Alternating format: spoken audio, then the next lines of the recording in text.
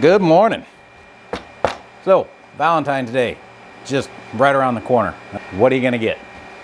I've already bought probably every goddamn stuffed animal under the sun. Cards are stupid. Flowers, they're what, dead in a week? And they look like crap, they just go in the trash. So, like, I got a 3D printer, I'll 3D print something because, you know, that says love right there. I am working on 3D printing a dozen roses. Currently they're black roses, probably not the best thing, but I will paint them. So right now I have a box full of parts. If I think about it, hopefully I'll do it when I edit this. I will put a link in the description on where I got the file for the roses. There is also going to be a vase I'm going to print. I'll try and remember to put the link to that down in there. Each rose comes with, well, the flower part. Got 2 pieces of stem. I need to 2 pieces of the stem,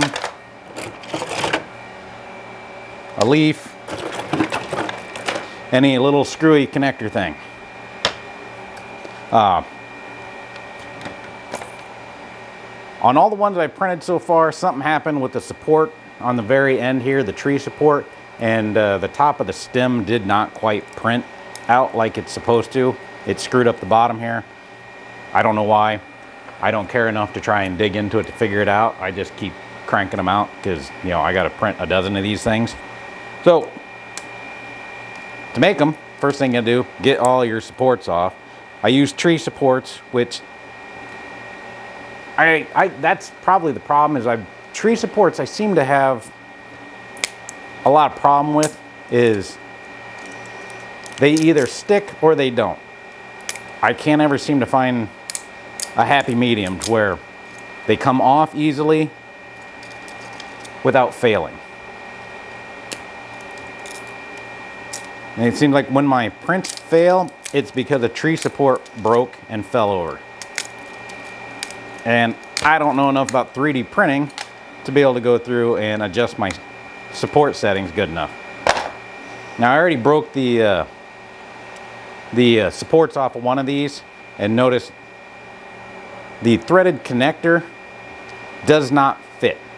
It's almost like it's scaled too big. It just does not screw in to the stem or the rose. And it is just way too big. I don't know why, but that's what it is. So we can't use the thread-in connector.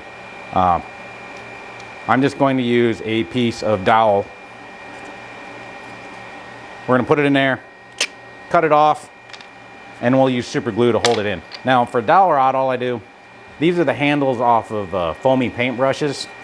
When I'm done painting whatever the hell it is, I just snap the foam end off, throw the handle in my toolbox, and I've got a huge supply of crappy little dowel rods for different projects like this.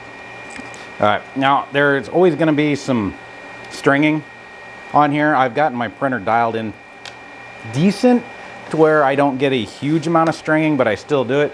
So a propane torch, you don't have to use a big ass torch like this. A Bic lighter, a heat gun will work, but I use a propane torch. If you're going to use a propane torch, remember safety. Always keep like a lot of old boxes of newspapers in the general vicinity, some dry leaves, maybe some pine needles and that laying around. And just real quick, all them strings gone. But these stems, 90% of it at least isn't going to be seen, so you don't have to get into great amounts of detail into trying to clean it.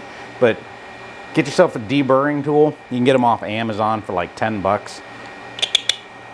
And just run the deburring tool up and down where the supports were, and that will get this thing relatively cleaned up. Another thing we're going to use this deburring tool for is there's no real good way to connect these stems. This end is slightly tapered, but there's nothing on this end to connect it, and you just connect them like that. The glue is going to break. It isn't going to work. So take your deburring tool and take this taper and make it more tapered. All right, now you got her kind of more tapered. You want to figure out which end you're going to use. This end's got more of a a kick out to it, but this end's got a little bit bigger of a surface. I guess if you want, you can alternate them so your stems aren't exact, but I think I'm going to use the end that's kind of kicked out, so when I connect them together, it's got more of a bend to it. I don't know. It doesn't matter. When we go and bundle these things together, I'm going to use the torch to probably heat up the stems and bend them and get everything into shape and try and form some sort of, what's it called, a bouquet. All right, so now you need a drill with a small drill bit. And we're going to drill a small pilot hole into the end of the bottom stem. The one with the flared end, that's the top stem. Now be careful doing this, because if you slip, that drill bit will hit your finger and it'll just run right through until it hits the bone, and it feels freaking amazing. And you don't have to go in super deep because we're only trying to put that tapered end in. All right, you got your pilot hole drilled. Switch out to a drill bit that is just a little bit bigger than the tapered end that you made.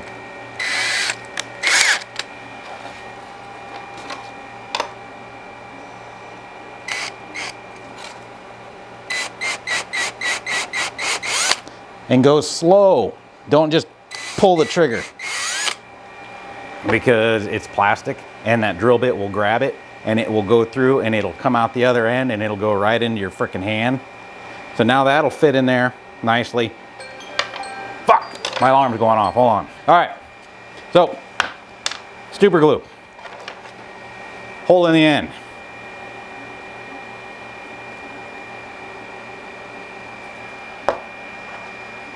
Figure out before you stick it in where you want the bendy things to go. We're just going to put it in like that. Give it a shove. Get yourself some activator. Glue your fingers together. If you want to increase the bond while you got that activator on there, just dribble some more super glue on it. There. Now we got a nice little bendy stem. So, dowel rod. We need that dowel rod to fit in there like that and like that. That's obviously too long. So now everybody probably has one. Go over to your bandsaw, cut this off to where it's only about yay long. If you don't have a bandsaw, just go buy one. Put it in your living room. You should have one. Now we're going to glue a little piece of dowel rod into the end of the stem like that, and that's going to be our support for the flower right there. So now we got glue all over the place. Grab your leafy thingy, get it on there, put a little bit more super glue in place. Glue your finger to it because the glue ran down. All right, leaves are on there, covered in super glue. Let that sit for a minute because we don't want to glue the rose to the stem as of yet. That seemed relatively dry. So that is not going to look very natural with your feathers sticking out. Feathers. It's not a frickin' bird. Leaves, with the leaves sticking out. Take the flower, stick it upside down. Put your stem on the flower like that. Take your torch. Now you got to be careful with this because you've got newspapers and dried leaves and stuff all over the place. You're playing with fire here. You don't want to burn up your collection of old dry newspapers. And get a torch that works. This one, the igniter is going to hell on it, and I don't want to spend the money because it just still continues to work, but it's getting bad. Go slow, keep the flame up. What we're trying to do is bend these leaves down.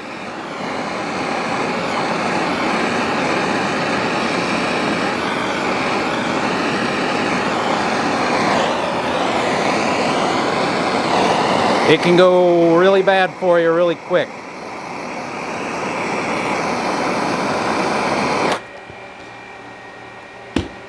If they seem to be a little bit too bendy, flip it over. They can kind of bend back down a little bit while they're still pliable.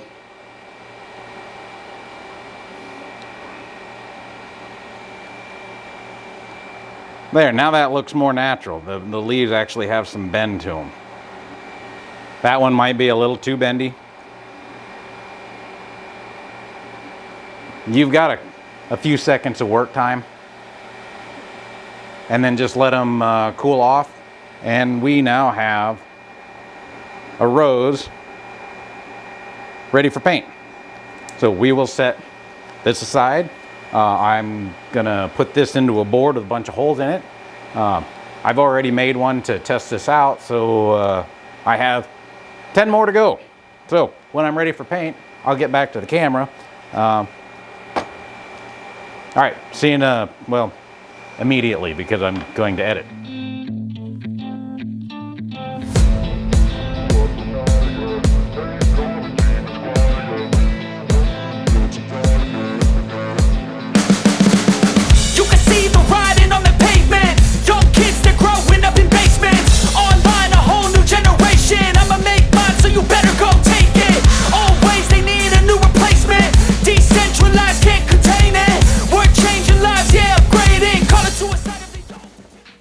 Okay, so the roses are done.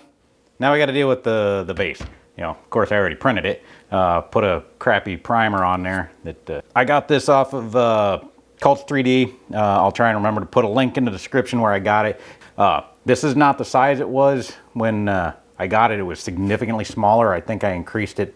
I think I doubled the size. I think. I can't remember for certain.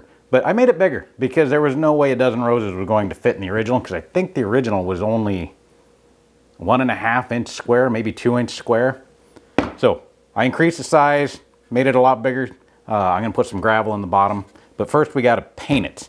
I got some Vallejo paint here. I got Imperial Purple, Orchid Light, and then for the hearts that are on here, Magenta Blood. So I'm going to start with a deep purple base coat, and then try and bring out some highlights on these raised surfaces and that with the light orchid, and then of course paint the hearts with the red. And then we can figure out how to do an arrangement in here with the flowers, which that's probably going to be the worst part, because I have no earthly idea how to do a flower arrangement, especially with plastic ones that don't bend real well. All right, I'm going to shut the volume off and turn my TV back on.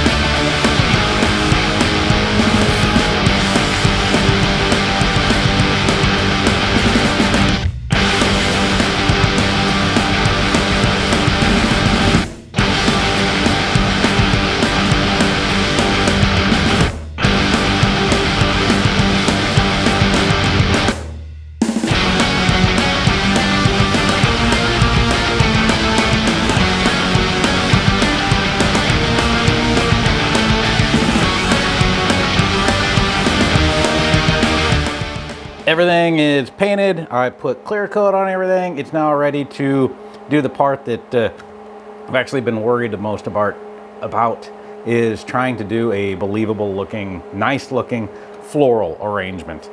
I got some leftover aquarium gravel. We're gonna put that in the bottom to give it weight so it don't get so tippy. Plus it'll allow me to put the flowers in at different levels. I think what we're gonna do, we're gonna start with putting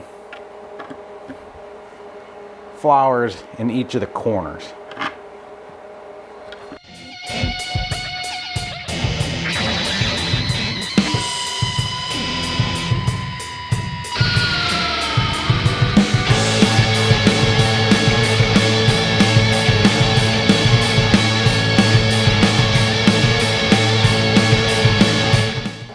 Trying to get them shoved down in there without breaking any leaves off.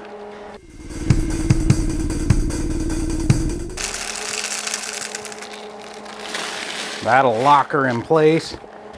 Give it a lot of weight so it's not just going to tip over. I'm kind of happy. No, I'm really happy with that.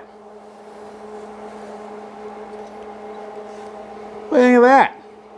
Well, if you like it, if you did, hit that freaking like button thingy, the thumbs up, and subscribe, and we'll see you next time.